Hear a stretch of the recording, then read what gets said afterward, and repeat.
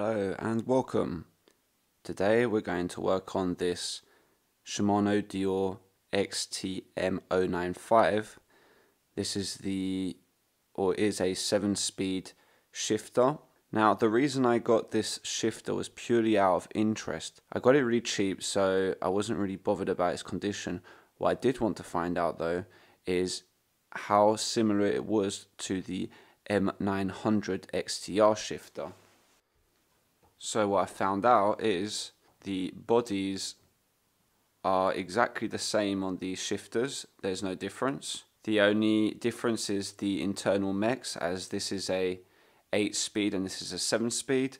Well, anyway, we're going to move on now to the rebuild of this shifter. So we're going to undo everything on this one and give everything a clean. As you can see, this one's pretty dirty. Let's get started. So we're going to begin by removing the cover of the pod. It's pretty much clockwise to remove this top nut. I've already kind of undone it now, so we can just unscrew and remove. So we're going to remove this top plate that's holding the return spring for the lever. This should be pretty much the same process as I think it was the M070 or the M090. We can now lift up normally the lever. I actually forgot to completely detension everything, but it's pretty much, I think it was already done. On the top here there's a spring that's latched onto this plate. And we're going to just simply lift up the plate and it will release the spring. It's quite hard.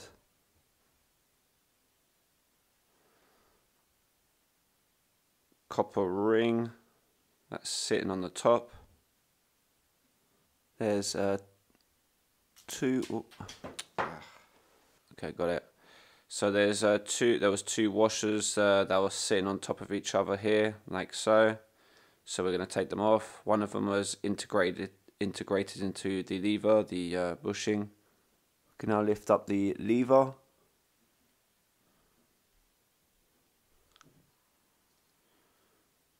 We can now remove the kind of seal, plastic seal. To remove the mech from the body, we're going to remove this bolt. Take that off. There's a ring, you don't want to lose that. Take that off. There's a small copper ring here that we need to take off. So I'm going to take this off. So there was a spring underneath there that was tensioned, and we're going to have a lot of fun figuring out how to put that back in like last time. And I'm going to take out the main pivot, push that through. So inside here there's a copper ring and there's this kind of plastic nylon sprocket part. So for the sprocket itself, I would avoid moving about too much. I'm just going to clean it as it is.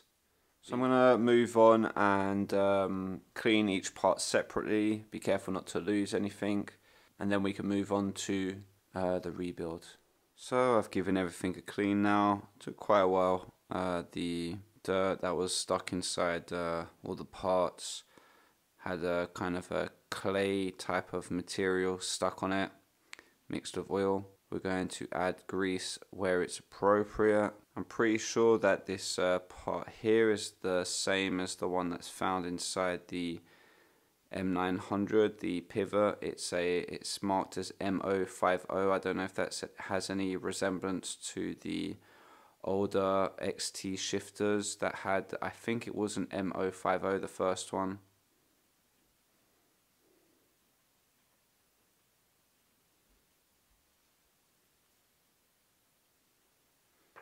We're going to clean the pivot of this this pull. We're going to remove the clip that's on the top. You can now remove the pull and the spring.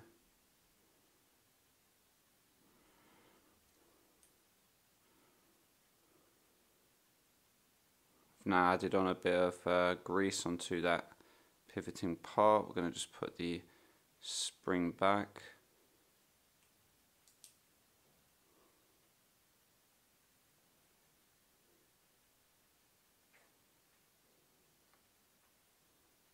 And then we stick the circlip on the top. So I'm going to begin by putting this type of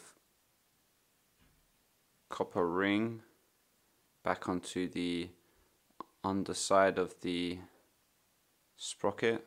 For the spring that goes inside, there's two tips on this on the spring, a very short one and a long one. The short one is going to go into here, and there's a hole here just at the back, and you're going to put that tip into the hole. The other tip of that spring is going to go into the only hole here that's at the bottom of the base plate of the main pivot. So we're going to put the main pivot to go through, and we're going to put the other tip to go into that hole. So you'll see there's a slight tension already. And you'll see here there's a gap, and that's for the cable stopper that's on this plastic part. And so you need this part to slot into here. And for the teeth underneath, there are two positions you can actually put this in.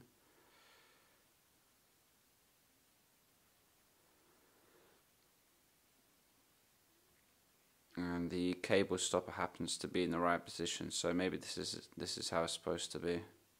So I'm just gonna push that through, and that should be good. I think you can adjust this anyway after. The next part is a very thin copper ring. That's gonna go first. After that, you have another copper ring again. So those two holes that are there are going to go on the tips here of these two little mini pawls. So see if that fits in like this.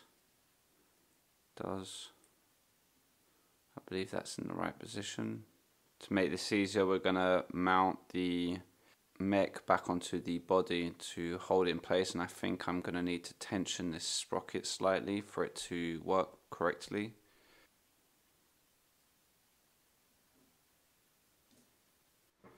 Right, once you've got that in place, the easiest thing to do is now to get a plier, and what you're going to do is you're going to be tensioning the spring, and you're going to keep going until it's kind of like in the right place. So I'm going to keep going now, for example. I can't leave it here like this as it is because I can already see it's going to get in the way. Once you have done it, 2, 3, 4, 5, 6, and I think that the next one's going to be the last one. Yeah, you'll know when you've gone far enough because there'll be lots of tension, and the reason why I'm doing that with the plier is to confirm that this is going to all work. So now that you've kind of tensioned it up, you can put the next parts on.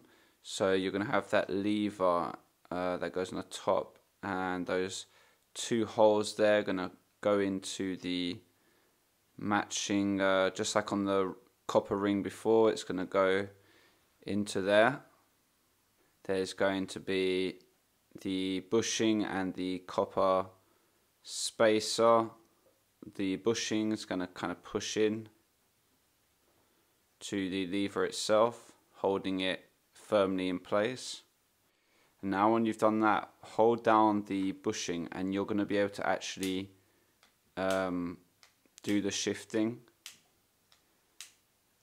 As you can see, mine's shifting well, and there's like a stopper that's going to come to the end of the stop in front of the lever. So if yours is doing that, then it means it's been done properly. Okay, now we need to put the return spring back onto the lever. So the part of that hook is going to catch onto that tiny little bit of metal that's sticking out here at the end of my finger. So we're going to put that just there for now. And on top of this is going to be this metal plate, and you'll see one bit of metal part that's sticking out and it's folded twice compared to the other ones.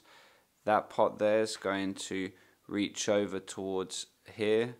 This metal part that's sticking out, that fold there, is going to eventually latch onto the other end of the return spring. So if I just put this in now, I feel like the easiest way to do this is to push down towards where the other hook of the spring is, and then using your finger you're going to try and push the return spring to go underneath that plate. It might slip when you're doing this.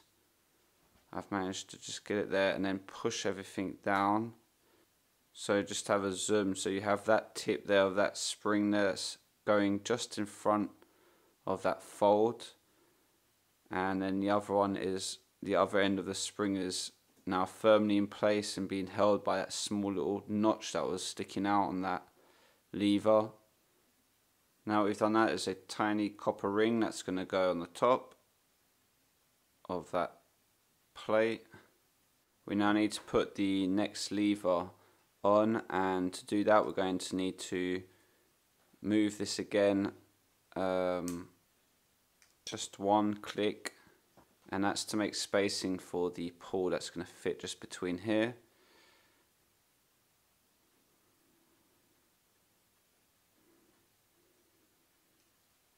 Okay, managed to fit it all in. We can now put that bushing that sits on the top, and you need to push that into the hole of that lever. Right, now we've got the spring to return spring for the top lever as well. In fact, before you can do that, you can actually check that everything's working correctly. So let's try this one. Yeah, if it's clicking back, it is. Right, so there you go. So if there's any mistakes, you're going to have to unfortunately restart again. Okay, so now we need to put the return spring back on. So we stick the hooking part of that return spring onto the lever or underneath the lever, and the other end is going to go into that small hole right there, the tip of my finger. There's only a certain position of putting these teeth, as you'll notice when you're doing this. You can nearly hook on the other end of that spring and kind of turn it gently until it sits into place. Now make sure that the return spring doesn't overlap on anything underneath there. It needs to be kind of laying flat. So before I install the nut on the top, I'm going to put a tiny bit of thread locker.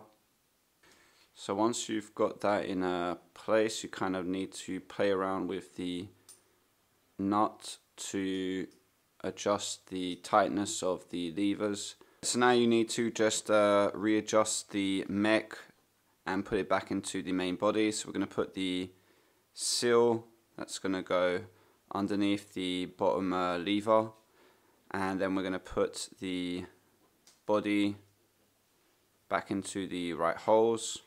So obviously these seals become very deformed over time, so they're not going to sit perfectly in place like it would be.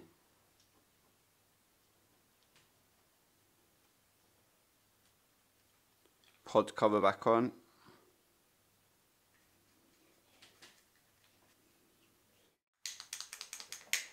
Okay, looks like it's good.